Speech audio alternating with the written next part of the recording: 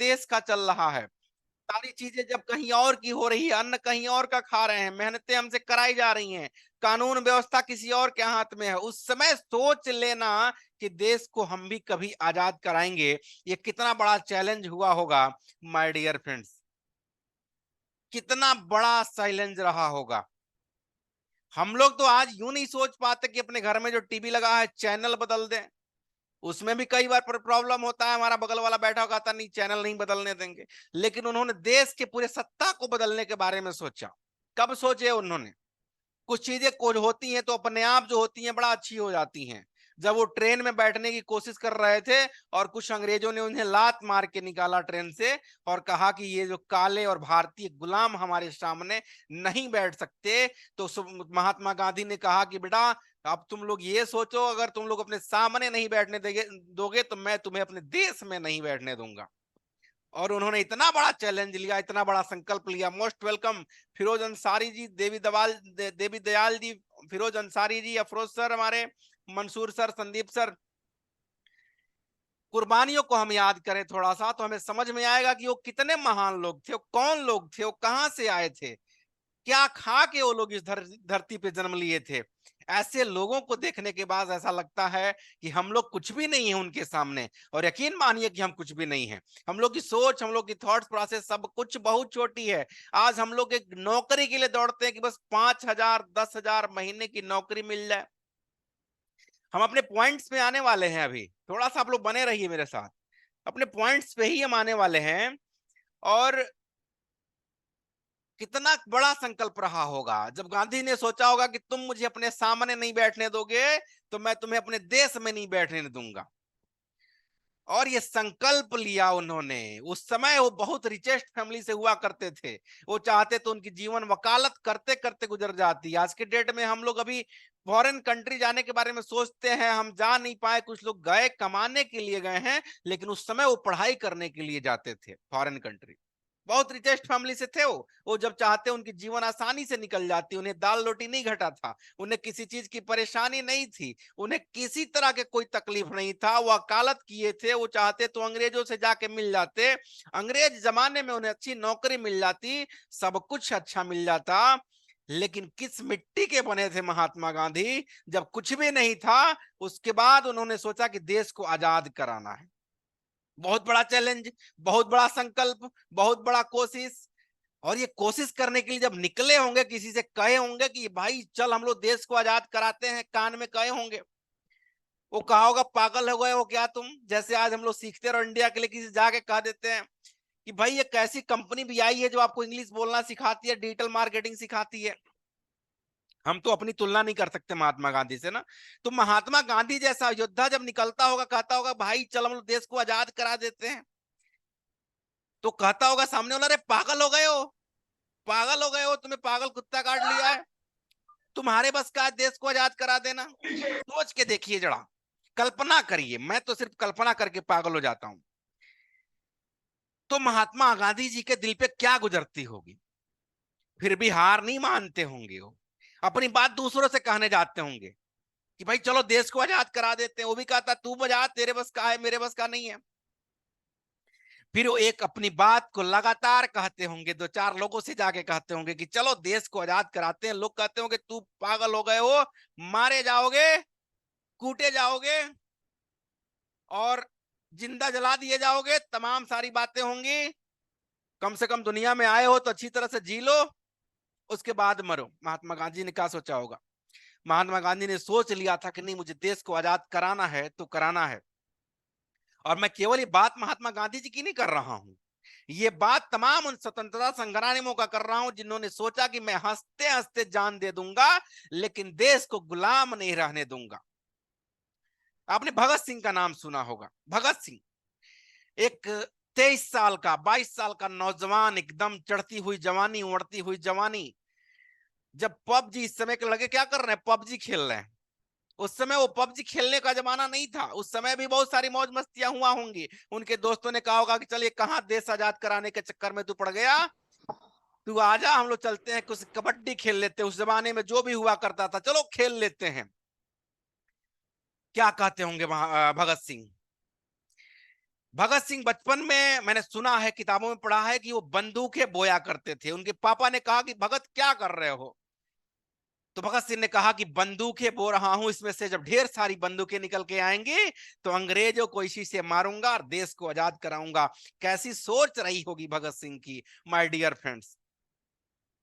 वो बम जब असेंबली में मार दिए भगत सिंह, बम असेंबली में मारने के बाद उनको लाहौर जेल में डाल दिया गया।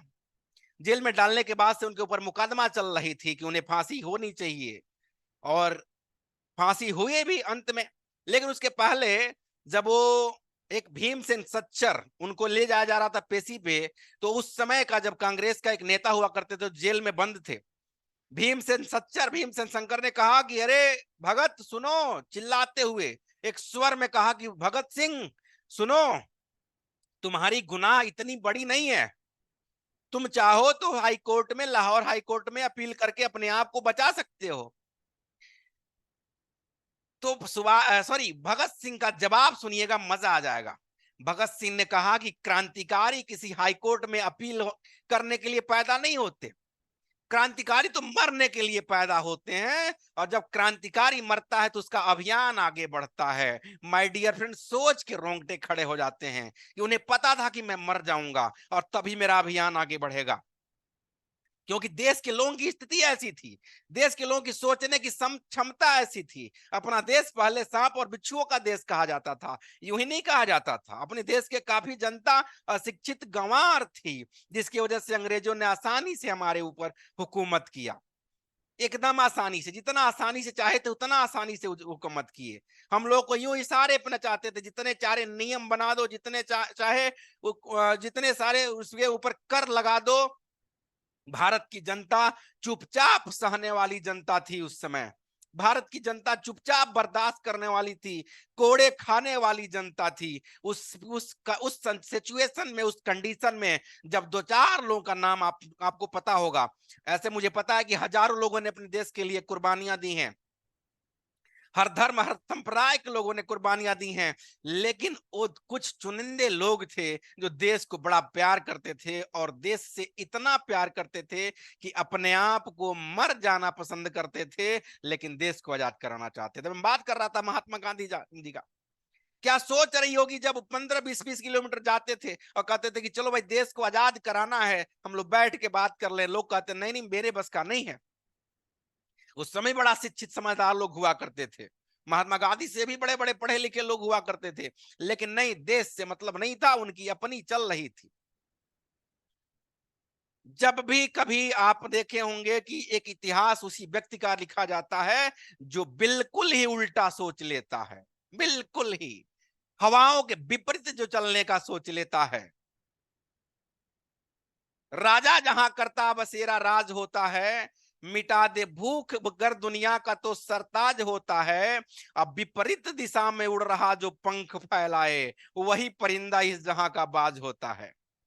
बिल्कुल विपरीत दिशा में, जब सारी पूरा भारत गुलामियों में जकड़े रहने के लिए तैयार था कि चलो भाई अंग्रेजों, तुम्हें जो करना है वो करो, हम तो तुम्हारी हर बात मानने के लिए तैयार है, उस समय महात्मा गांधी ने कहा कि नहीं, हम तो देश को आजाद करा के रहेंगे। सोचिए जरा, सोच के देखिए, कल्पना करके देखिए।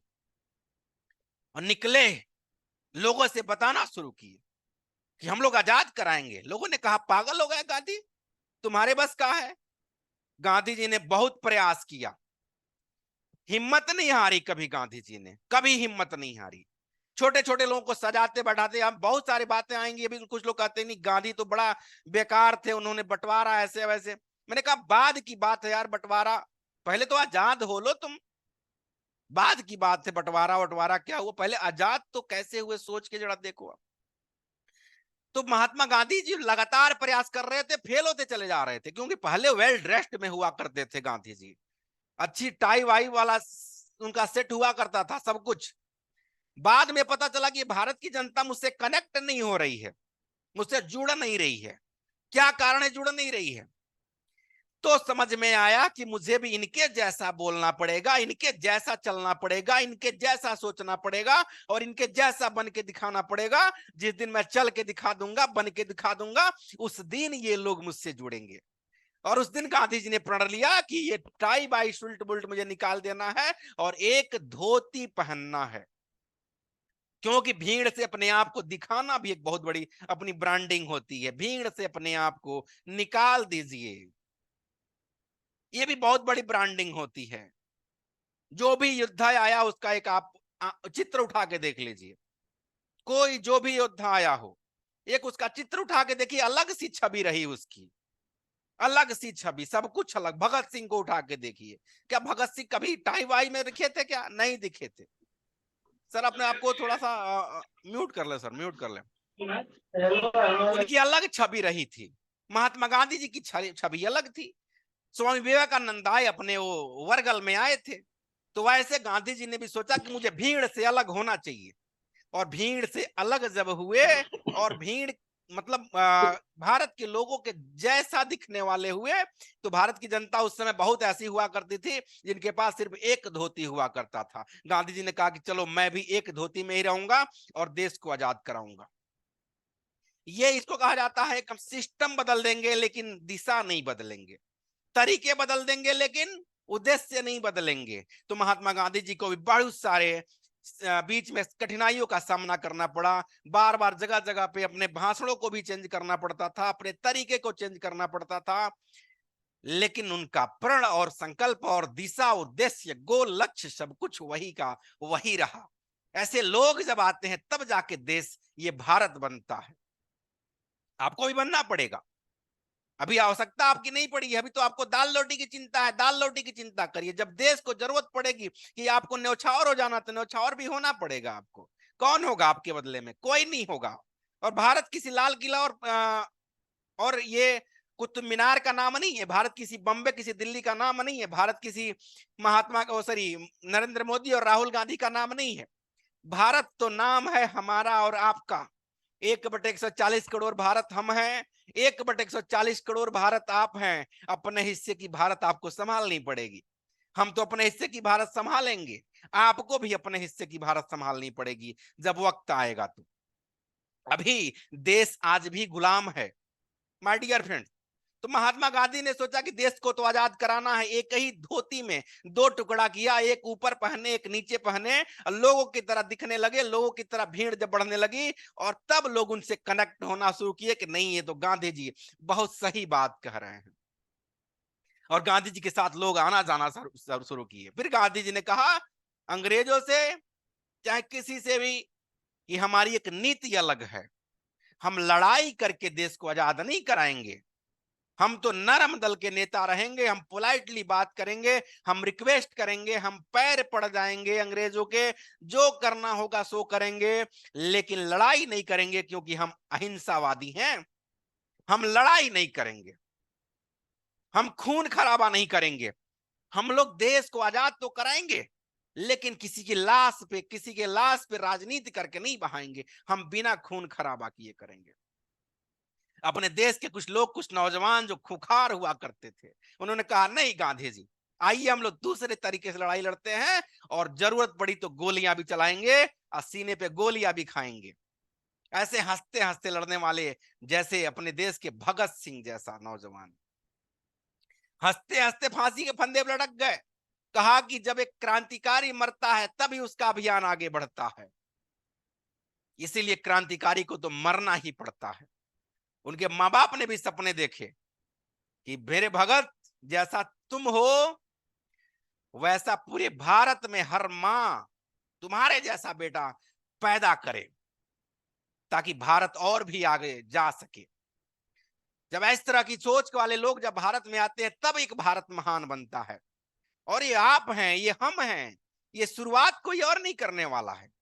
ये शुरुआत का ये ये मत सोचिए कि बेंगलोर का कोई लड़का आगे करेगा। ये शुरुआत कोई बम्बे का लड़का आगे करेगा, कोई आईआईटीएन आगे करेगा, कोई ये जज की तैयारी करने वाला लड़का करेगा। ऐसा कुछ भी नहीं है। जो बहुत ज्यादा पढ़ लिख लेगा वो बहुत सेंटिमेंटल हो जाएगा, वो बहुत सोचने वाला हो जाएगा, मुस्कुराते समय भी सोच सोच के मुस्कुराएगा। वो कुछ भी करने से पहले 4 बार सोचेगा, घर में से बाहर नहीं निकलेगा वो, क्योंकि वो तो पढ़ा लिखा है। वो तो मेजोरिटी के साथ नहीं बैठेगा, वो तो माइनॉरिटी के साथ बैठेगा।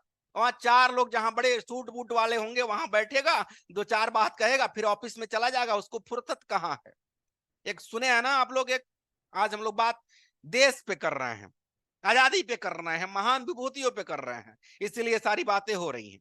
थोड़ा सा हम लोग प्लान भी डिजाइन करेंगे, लेकिन आज स्वतंत्रता दिवस है, उत्सव मनाने का दिवस है। एक बार किसी ने पूछा किसी संत से कि संत जी मुझे ये बताइए, उत्सव मनाने का शानदार दिन कौन सा होता है। महात्मा जी ने कहा थैंक यू मनीष जी। महात्मा जी ने कहा कि मरने से एक दिन पहले उत्सव मनाया जा सकता है। लोग परेशान थे, भैया ये कौन सा उत्सव मरने से एक दिन पहले, पता कैसे चलेगा कि हम मरने वाले कब हैं। तो किसी ने पूछ दिया महात्मा जी हमें पता कैसे चलेगा कि हम कब मरने वाले हैं। तो महात्मा जी ने कहा कि हर दिन को आखिरी दिन समझो और रोज मौज मस्ती करो। हर दिन को आखिरी दिन समझो और रोज मौज मस्ती करो। माय डियर फ्रेंड्स, मौज मस्ती रोज होनी चाहिए, लेकिन आज का दिन बड़ा खास है। हजारों कुर्बानियों के बाद ये दिन मिला है, और आज भी हजारों कुर्बानियां देनी पड़ती हैं, आपको पता है। मुझसे किसी ने कहा कि भारत में केवल और केवल 1360 शेर बचे हैं। भारत में केवल 1360 शेर बचे हैं। मैंने कहा कौन कहता है? 13,60,000 तो बॉर्डरों पे खड़े हैं। वो क्या किसी शेर से कम है? जिनके दम पे हम लोग दहाड़ रहे हैं एक दूसरे के सामने बैठ के, हम लोग उत्सव मना रहे हैं। क्या हमारा शेर किसी शेर से कम है? क्या एक जवान जब तक बॉर्डर पे खड़ा है तब तक किसी के माई के लाल में दम है जो हमारे देश पे आंख उठा के देख ले? चाहे वो चाइना, पाकिस्तान, जर्मनी, जापान कोई भी हो, भारत एक शक्ति बन के निकल रहा है आगे, और ये शक्ति बन के निकलेगा भी, क्योंकि अब यहाँ पे नई नई चीजें शोध हो रही हैं। यहाँ के लोग भी पढ़ाई लिखाई करने में आगे हैं, यहाँ के लोग भी अब मिसाइलें बना रहे हैं। बहुत पहले एक बार ऑफर मिला था डॉक्टर एपीजे अब्दुल कलाम साहब को कि आ जाइए अमेरिका, आ जाइए रसिया। उन्होंने कहा नहीं, मैं तो अपने देश के लिए काम करूंगा। ऐसे लोग जब भारत में आएंगे तब ये भारत भारत बनेगा माय डियर फ्रेंड्स, और आपके जैसे लोगों की जरूरत है इस भारत को। लेकिन अब वो खून खराबा का जमाना नहीं, अब हम लोग गुलाम फिजिकल नहीं है, मेंटल गुलाम हैं, हम मेंटल गुलाम हैं आज भी। मेरी बातें बुरा लगे तो बुरा लगे, किसी को फर्क नहीं पड़ता, लेकिन मेंटल गुलाम आज भी हैं। बस 15,000 की नौकरी मिल जाए, मेरी जीवन तो शानदार निकल जाएगी प्रभु। 20,000 की नौकरी मिल जाए, मेरी जीवन तो कट जाएगी। अच्छा, जीवन में करना क्या है भाई तुम्हें?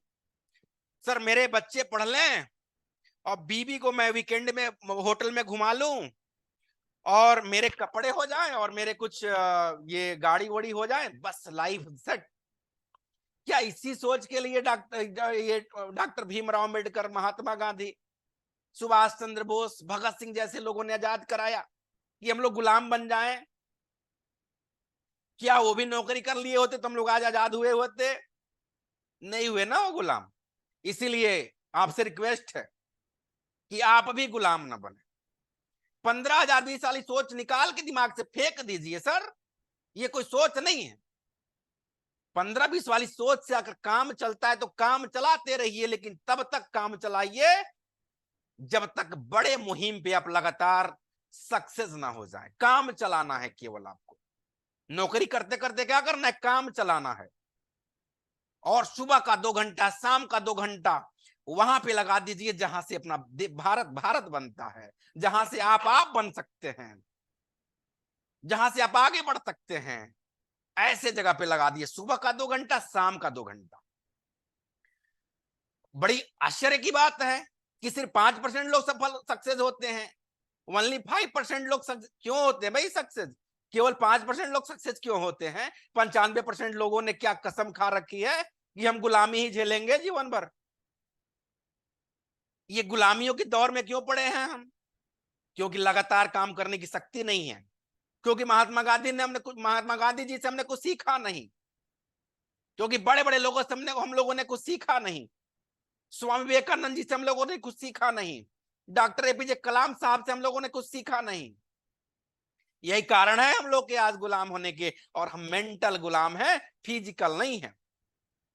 दिमाग रूप से हमको बांध के रखा गया है कि बेटा तुम्हें यही करना है, इसके आगे जाओगे फंस जाओगे, और फंसना कोई चाहता नहीं है। चद्दर उतना ही फैलाओ जितना पैर उतना ही फैलाओ जितना चद्दर हो। पापा ने कह दिया था, अंकल जी ने कह दिया, चाचा ने कह दिया, बस हमारी सोच अटकी हुई है कि बस उतना ही पैर फैलाना है। हाँ, कोई बड़ा काम मत कर देना, फेल हो जाओगे। ये देख लेना फला फेल हो गया था, तू भी फेल हो जाओगे। ये नहीं कहेंगे कि फला पास भी हुआ था, तुम भी पास हो जाओ। एक गरीब घर का लड़का आईएएस अधिकारी बनता है, तब किसी के मुंह में जबान नहीं खुलती कि चल बेटा तू भी तैयारी कर ले आईएएस की, क्योंकि पैसे लगते हैं ना उसमें तैयारी कराने के लिए। और बाद में अगर कोई फेल हो गया तो सैकड़ों एग्जाम्पल बन जाएंगे कि उसका लड़का, उसका लड़का, उसका लड़का सब फेल, पैसे बर्बाद, तू ये नया नया काम मत कर, फेल हो जाओगे तुम। तो नए नए काम करने से हम लोग क्या करते हैं, रोक देते हैं बच्चे को। मतलब क्या हुआ, मतलब कि तू फेल हो गया तो तुम्हारा चॉकलेट बंद। बचपन में हम बच्चे को सिखाते हैं बेटा फेल नहीं होना है, बचपन में सिखा देते हैं कि अगर तू फेल हो गया चॉकलेट बंद, फेल हो गया साइकिल बंद, फेल हो गया पॉकेट खर्च बंद, फेल हो गया बात मत करना पापा से, पापा बात नहीं करेंगे अगर तू फेल हो गया। अब ये फेल होने वाली प्रॉब्लम बच्चे ने दिमाग में बैठा लिया कि मुझे फेल नहीं होना है, फेल नहीं होना है, फेल नहीं। और ये फेल के चक्कर में बच्चे ने क्रिएटिविटी खत्म कर दी अपने अंदर से। बच्चे को लग रहा नहीं मुझे तो फेल नहीं होना है। अब बच्चा लगातार इस पे कोशिश कर रहा है, फेल नहीं होना है, फेल नहीं होना। अब इसके चक्कर में उसके दिमाग में जो खुराफात चल रहे थे, खुराफात का मतलब समझ रहे आप लोग, एक बच्चे को खुराफाती बना दीजिए और एक को बड़ा संस्कारित बना दीजिए। खुराफाती बच्चा बहुत आगे जाएगा, संस्कारित बच्चा कुछ नहीं कर पाएगा। जीवन में 10-15 हजार की नौकरी ढूंढ ले, वही बहुत बड़ी बात है। खुराफाती बच्चा, उसका दिमाग तेज चलता है, वो कूदता बड़ा तेज है, वो दौड़ता बड़ा तेज है, वो बोलता बड़ा तेज है, वो हाथ किसी को बड़ा तेज लगाता है, वो कनपट्टी किसी का बड़ा तेज गर्म कर देता है, वो तेज चल पाता है। क्योंकि उसने ये नहीं किसी उसको किसी ने नहीं कहा कि बेटा धीरे धीरे चलो, बेटा फेल नहीं होना तुझे, बेटा तुम्हें ये नहीं करना, बेटा वो नहीं करना। ये सब मत कराइए अपने बच्चों से। थोड़ा सा खुराफाती हो जाने दीजिए बच्चों को, लेकिन उसे अब नियंत्रण नहीं चाहिए। आपके बच्चे को प्रबंधन चाहिए, नियंत्रण नहीं चाहिए, प्रबंधन चाहिए कि उसके दिमाग को हम समझ सकें, उसके थोड़ा सा खुराफात में भी उससे कुछ बेहतर यूटिलाइज करवा लें, ऐसा होना चाहिए। नियंत्रण नहीं करना है बच्चे का, उसे एक प्रबंधन में डालना है कि बेटा लिए तुम पकड़ो और इसमें तुम्हें जो करना है करो, लेकिन काम यही होना चाहिए। किताब यही पढ़ो, तरीका तुम्हारा रहेगा। साइकिल तुम्हें चलानी सीखनी है, तरीका तुम्हारा रहेगा। अपने बच्चे को ऐसे बनाना है, हमें खुराफात करने देनी है। हम भी खुराफात करें, हमको भी करना चाहिए खुराफात, हम क्यों ना करें। हमें भी फेल होना चाहिए 8 बार 10 बार। यहाँ पे जितने लोग बैठे हैं, मैं तो आपसे रिक्वेस्ट करूंगा कि भैया तुम जाओ और 10 बार फेल हो जाओ, डेली फेल हो जाओ 10 बार। फेल कौन होता है, गिरता है घुड़सवार मैदान जंग में, वो क्या गिरेगा जो चलता है घुटनों के बल। माय डियर फ्रेंड, सोच के देखिए, गिरता है घुड़सवार मैदान जंग में, वो क्या गिरेगा जो चलता है घुटनों के बल। घुटनों के बल चलने वाला व्यक्ति गिर ही नहीं सकता। इसीलिए चलना पड़ता है, दौड़ना पड़ता है, लड़ना पड़ता है। किस चीज के लिए, गिरने के लिए। गिरना बड़ा जरूरी है, अगर गिर नहीं पाते कुछ कर नहीं पाएंगे। इसीलिए गिरना बड़ा जरूरी है, लड़ना बड़ा जरूरी है। बहुत पहले जब हम लोग आज प्रकाश के बल में बैठे हैं, एक टीचर ने पकड़ा दिया थॉमस साहब को, थॉमस साहब को कि बेटा ये ले लो, एक पत्र ले लो, जाके मम्मी को पकड़ा देना। वो लेके चले गए, मम्मी को पत्र पकड़ा दिया। मम्मी ने कहा कि बेटा इसमें तो लिखा है कि आपका लड़का बड़ा होशियार है, बड़ा काबिल है, और तुम्हें स्कूल नहीं जाना बेटा कल से, क्योंकि स्कूल में तुम्हारे लायक फैकल्टी नहीं है, तुम्हें घर पे मैं पढ़ाऊंगी आज के बाद। माँ ने दिमाग में कितनी बड़ी चीज डाल दी, कितनी बड़ी चीज डाल दी। माँ ने कहा कि बेटा तुम बहुत जीनियस हो, इतना जीनियस कि तुम्हारे स्कूल में तुम्हारे इतना जीनियस कोई नहीं है, अब तुम्हें मैं पढ़ाऊंगी। और थॉमस साहब ने क्या किया, बिजली का बल्ब बना दिया। थोड़ा सा नियंत्रण नहीं मिला, प्रबंधन मिल गया उनको। क्या मिला, प्रबंधन मिला। और माँ ने कहा तक बेटा फेल होने से कभी मत घबराना, फेल होने से घबरा गए तो कुछ नहीं कर पाओगे जीवन में। लगातार कोशिश करना, हजारों प्रयास के बाद एक बल्ब बन के निकला, हजारों प्रयास के बाद एक उड़ने वाली मशीन बन के निकली, हजारों प्रयास के बाद ये हम लोग जो बैठ के इंटरनेट पे बात कर रहे हैं, कितना आसान है, कितना मजा है ना। एक एप्लीकेशन डाउनलोड किया और बात करना शुरू कर दिए। लेकिन इस एप्लीकेशन को बनाने में कितने सारे कठिनाइयों का सामना करना पड़ा होगा, सोच के देखिए। एक एप्लीकेशन डाउनलोड करके हम खुश हो जाते हैं, पंखा ऑन करते हैं, हवा लग गया, हम खुश हो गए। लेकिन पंखा बनाने में कितना कठिनाइयों का सामना करना पड़ा, इसीलिए फेल होना जरूरी है। और दिन भर में 4 बार फेल होना है तो फेल हो जाइए। मैं तो ये तो कहता हूं कि 20 साल के लड़के को अपने जीवन में 20 बार फेल हो जाना चाहिए। जो लड़का 20 साल में 20 बार फेल हो गया, 21वें साल में वही हीरा बन के चमकेगा। दुनिया की कोई ताकत उसे रोक नहीं सकती है। माय डियर फ्रेंड्स, यहाँ पे बैठे हुए एक एक शख्स, हम लोग को भारत बनना है, एक ऐसे भारत का नेतृत्व करना है, कैसे भारत का निर्माण करना है जिससे हमारे जो लोग, हमें जो आजादी दिला के गए, जिन्होंने इस वतन के लिए जान दे दी, वैसे लोगों के लिए उनके सपनों को आगे लेके जाना है। तो हम लोग को चैलेंज, हम लोग को संघर्ष, हम लोगों को ये मेहनत करना पड़ेगा। अब आजादी का मेहनत नहीं रहा, अब खुद को आजाद कराने का मेहनत करना है। मेंटली आजाद कैसे हो जाए, हम मेंटली आजाद कैसे हो जाए, हम बेहतर जिंदगी कैसे जी लें, हम फाइनेंशियल फ्रीडम कैसे पालें, ये तमाम सारी बातें खुद से हमें ऑब्जर्व करनी है, खुद से सीखना है। इसके लिए कोई सिखाने वाला नहीं आता। इश्क में जीत के आने के लिए काफी हूं। कौन, डॉक्टर राहत इंदौरी साहब ने कहा था, बड़ी शानदार लाइनें, मुझे जब भी याद आती है मैं गुनगुना देता हूं। सुन के जाइएगा, इन्हीं शायरी के साथ मैं अपनी बात को विराम दूंगा। कल हम लोग फिर प्लान की बात करेंगे, कल हम लोग एजुकेशन की बात करेंगे, कल हम सीखते रहो इंडिया की बात करेंगे। लेकिन आज खुद से बात करने आए थे हम आपसे, और बात किए भी हम। इश्क में जीत के आने के लिए काफी हूं, मैं अकेला ही इस जमाने के लिए काफी हूं। और बता दीजिए अपने दुश्मनों से कि मेरे बच्चों, मुझे दिल खोल के खर्च करो, मैं अकेला ही कमाने के लिए काफी हूं। मेरे हकीकत को ख्वाब समझने वालों, कुछ लोग आपके बीच में होंगे जो आपके ख्वाब को, आपके हकीकत को ख्वाब समझते होंगे। लोग कहते होंगे, अरे बड़ी बड़ी बात करता है, इसके बस का कुछ है नहीं, हमने तो बड़े देखे हैं तुम्हारे जैसे। तो मेरे हकीकत को ख्वाब समझने वालों, मैं तुम्हारी नींद उड़ाने के लिए काफी हूं। बता दीजिए उससे, अपने दुश्मनों से। ये दुश्मन कौन? आपके घर में रहने वाले दुश्मन, आपका कोई भाई होगा, कोई पत्नी जी भी आपकी दुश्मन है। अरे बड़ी बड़ी बातें करते, मैंने सुनी है आपकी, आपके बस का है कुछ नहीं। बता दीजिए कि मेरे हकीकत को ख्वाब समझने वालों, मैं तुम्हारी नींद उड़ाने के लिए काफी हूं। और एक अखबार हूं, औकात ही क्या है मेरी, मगर पूरे शहर में आग लगाने के लिए काफी हूं। पूरे शहर में आग लगाने के लिए काफी हूं। माय डियर फ्रेंड्स, आप लोगों का मैंने 40 मिनट का टाइम लिया, इसमें जो भी त्रुटियां हुई होंगी मैं माफी चाहता हूं। लेकिन कुछ भी अच्छा लगा होगा तो कल से लगी अपने उद्देश्य पे, और अपने आप को इतना निखारिए कि इस भारत माता को गर्व हो आप पे कि मेरा एक बेटा चमक रहा है, चमक रहा है और चमकेगा। इन्हीं बातों के साथ मैं अपनी वाणी को विराम देता हूं। जय हिंद, जय भारत, वंदे मातरम, भारत माता की जय।